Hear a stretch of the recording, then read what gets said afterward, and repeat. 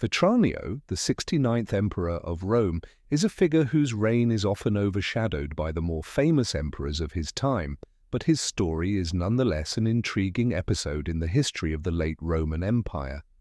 His reign, brief and somewhat chaotic, unfolded during a period of military turmoil and political intrigue, illustrating the challenges faced by emperors of the mid-4th century. Vetranio was born in Illyricum, a region in the Balkans, around the year 290 AD. His early life is not well documented, but it is likely that he came from a military background, which was typical for many Roman emperors of the time. Illyricum was a region that produced many prominent soldiers, and it was not unusual for military men to rise through the ranks to positions of power. By the time he reached adulthood, Vetranio had become a trusted officer in the Roman army. He earned recognition for his leadership and military acumen, particularly during the reign of Constantine the Great, who was one of the most significant emperors in Roman history. However, his rise to the imperial throne would not come through the conventional route of political maneuvering or dynastic succession, but rather through an act of rebellion during a time of crisis. The year 350 AD marked a period of instability in the Roman Empire. The emperor, Constantius II, who ruled the eastern half of the empire, was struggling with internal dissent and external threats. His rule had been characterized by a series of religious and political conflicts, particularly with those who held differing views on Christianity. In the West, the emperor Magnentius had seized power, declaring himself emperor in opposition to Constantius II. The Western Roman Empire was now divided, and civil war seemed inevitable. Vetranio's rise to power was catalyzed by this civil war. In 350, Vetranio was a senior officer in the Roman army stationed in the Balkans. When Magnentius's rebellion spread and began to pose a serious threat to Constantius II's rule, Vetranio was persuaded by his soldiers to declare himself emperor. It is not entirely clear why Vetranio agreed to this. Some sources suggest that he had been promised support from Constantius II in exchange for his loyalty, while others imply that he saw an opportunity to elevate his own position during the chaos of the moment. Regardless of the reasons, Vetranio's proclamation as emperor was a bold and unexpected move. His soldiers supported him, and he marched toward the west to face Magnentius.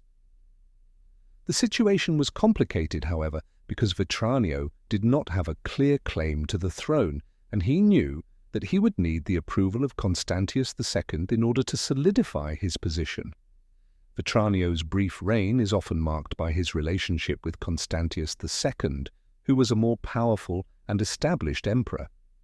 After being declared emperor in the Balkans, Vetranio quickly realized that his position was tenuous. He knew that, in the end, he could not hope to maintain his power without the support of the Eastern Emperor. Vetranio thus sought peace with Constantius II and, to his credit, was not unwilling to negotiate. Constantius II, meanwhile, saw Vetranio as a useful ally in the fight against Magnentius. In 351, Constantius II and Vetranio met and agreed to terms.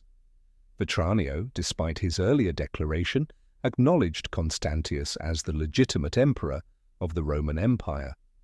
In return, Constantius II granted him the title of Caesar, effectively making him a subordinate emperor in the western part of the empire. This marked the end of Vetranio's short-lived reign as an independent ruler, as he now recognized Constantius II as his superior. This shift in allegiance was a significant political move. Vetranio's capitulation to Constantius II helped to stabilize the western portion of the empire, at least temporarily, by removing the threat of a rival emperor. It also allowed Constantius to focus on his ongoing conflict with Magnentius, who was still a formidable adversary. The situation, however, remained precarious. Magnentius continued to lead forces in the west, and his position was not easily weakened. In 353, Constantius II decisively defeated Magnentius at the Battle of Mursa Major, and Magnentius committed suicide shortly afterward. With the death of Magnentius, Constantius II became the uncontested ruler of the Roman Empire. Vetranio's role as emperor had already become largely ceremonial, and he had no real power to continue in any significant capacity. The turning point came in 354, when Constantius II demanded that Vetranio formally abdicate the throne. With little choice, Vetranio agreed to step down. In return, Constantius allowed him to live out his life in relative comfort and granted him an estate in the Balkans. Vetranio's abdication was the end of his brief reign, and it marked the consolidation of power by Constantius II, who would remain the sole emperor until his death in 361. Vetranio's reign was brief and largely uneventful, but it illustrates the volatility of the late Roman Empire. His rise to power, his swift recognition of Constantius II's authority, and his eventual abdication all reflect the fragmented and often unpredictable nature of imperial politics during this period.